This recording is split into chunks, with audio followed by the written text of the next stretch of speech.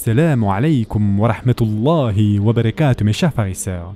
La dernière fois, nous avions dit que lorsque l'on donne un conseil et que la personne en face n'est pas très réceptive, il ne faut surtout pas se dire « c'est bon, ça suffit, ça sert à rien, c'est la dernière fois que je te donne un conseil parce que voilà, tu ne sais pas accepter un conseil ». Ce n'est pas la meilleure façon d'agir, d'accord? Et ce qui est important, c'est que « tawasaw » signifie en fait qu'ils restent ensemble dans le but de s'engager vers la vérité. Vous ne pouvez pas abandonner votre famille, vous ne pouvez pas abandonner vos amis et vous ne pouvez pas abandonner les autres croyants. D'ailleurs, pour être plus précis, l'aya n'a pas commencé avec les familles.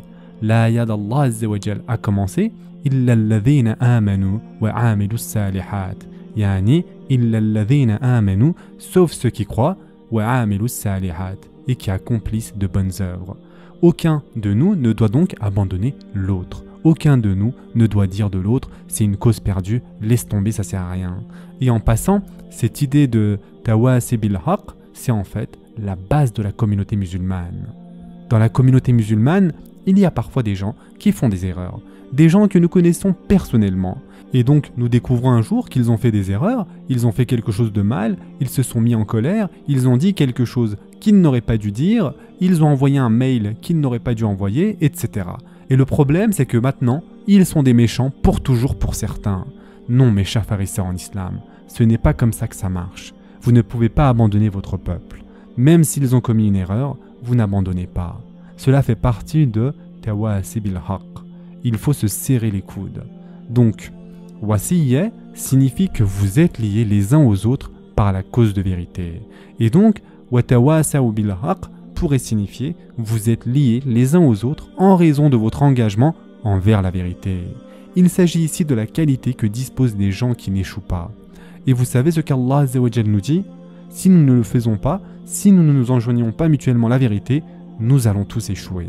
Et ceci est le minimum. C'est l'exigence minimale du tawasi bil haq. Nous devons donc rester les uns avec les autres. De plus, un autre point important ici, c'est ce qui se passe dans nos familles et par extension dans nos communautés, il y a certaines personnes qui donnent des conseils professionnels. Leur travail consiste à donner des conseils et ils seront vraiment offensés si vous leur donnez des conseils à votre tour. Mauvaise idée, n'est-ce pas? Attends, toi, tu vas me donner des conseils? C'est moi le khatib ici, ce n'est pas toi. C'est moi qui tiens le micro ici, vous devez m'écouter, c'est moi qui donne les conseils et non vous. Il ne s'agit pas seulement d'un khatib, d'un alim ou d'un orateur. Ça peut être l'aîné de la famille, ça peut être le PDG d'une entreprise, ça peut être un médecin, et vous avez l'habitude de donner des conseils dans votre domaine d'expertise. Mais lorsque quelqu'un, à la mosquée, vous donne des conseils, vous vous dites « il se prend pour qui celui-là » Vous n'avez pas l'habitude de suivre les conseils, vous avez l'habitude de les donner. Et une partie de tawasi réside dans le fait que les personnes à qui vous donnez des conseils, les mêmes personnes à qui vous donnez des conseils sont les mêmes que celles auprès desquelles nous sommes prêts à recevoir des conseils. Et parfois, ça peut être très dur, ça peut être difficile. Parfois, nous donnons des conseils à notre femme, mais ensuite, elle décide qu'elle va nous donner des conseils en retour. Et ça ne se passe pas très bien en général. Ceux qui sont mariés connaissent très bien cette situation. Yani, c'est comme si nous aimions uniquement les rues à sens unique. Dès que c'est à double sens, vous vous dites « Oh non, c'est pas possible, je vais faire demi-tour ». Voilà à quoi ressemble ce comportement. C'est totalement illogique, n'est-ce pas? Mais le fait est que parfois, nous aimons donner des conseils aux jeunes. Mais parfois, quand ces mêmes jeunes disent « Mon oncle, tu sais, peut-être que si nous faisions les choses de cette façon-là, et qu'ils essayent donc de nous donner des conseils, tout en argumentant avec de véritables points importants, nous leur disons « Reste à ta place ». Ne soyez pas arrogants, mes chers frères et sœurs. Si vous donnez des conseils, sachez aussi accepter des conseils en retour. Ne rabaissez pas les gens, car si vous faites cela, on ne peut pas parler de tawasi.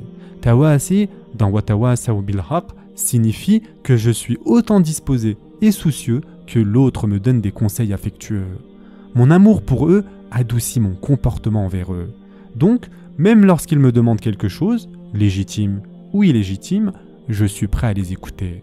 Je suis prêt à écouter patiemment. Il ne faut pas les rejeter, simplement parce que vous n'êtes pas prêt à recevoir des conseils de leur part. Mes chers frères et sœurs en islam, je suis vraiment désolé de vous interrompre en plein milieu de ce rappel, cependant je voulais vous faire part d'une chose très importante.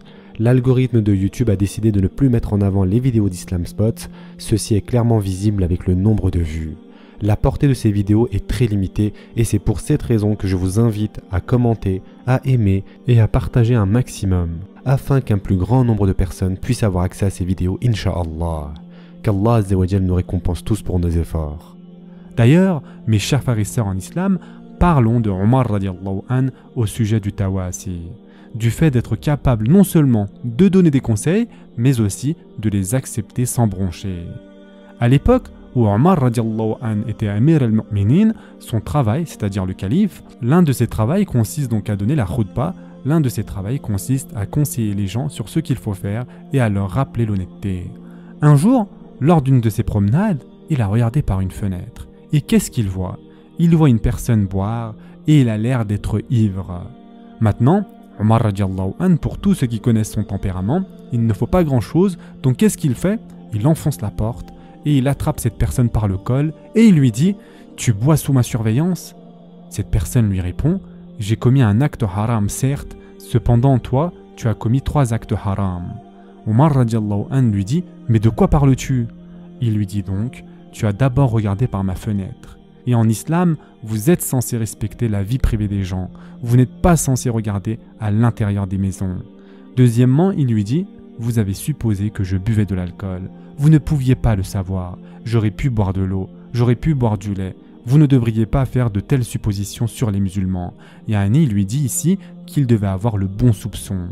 Et troisièmement, vous êtes rentré chez moi sans mon autorisation. Vous n'êtes pas censé faire cela. Tant que la personne ne vous invite pas à rentrer chez elle, vous n'avez pas le droit de rentrer dans la maison.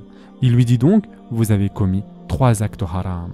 Omar radiallahu an a immédiatement présenté ses excuses et il l'a laissé partir et il s'est éloigné.